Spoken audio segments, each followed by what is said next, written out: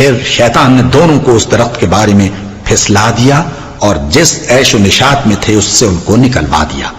تب ہم نے حکم دیا کہ بہشت بری سے چلے جاؤ، تم ایک دوسرے کے دشمن ہو، اور تمہارے لیے زمین میں ایک وقت تک ٹھکانہ اور معاش مقرر کر دیا گیا ہے۔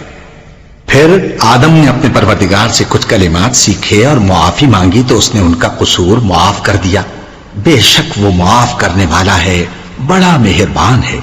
ہم نے فرمایا کہ تم سب یہاں سے اتر جاؤ، جب تمہارے پاس میری طرف سے ہدایت پہنچے تو اس کی پیروی کرنا، کہ جنہوں نے میری ہدایت کی پیروی کی ان کو نہ کچھ خوف ہوگا اور نہ وہ غمناک ہوں گے، اور جنہوں نے اس کو قبول نہ کیا اور ہماری آیتوں کو جھٹلایا وہ دوزخ میں جانے والے ہیں اور وہ ہمیشہ اس میں رہیں گے۔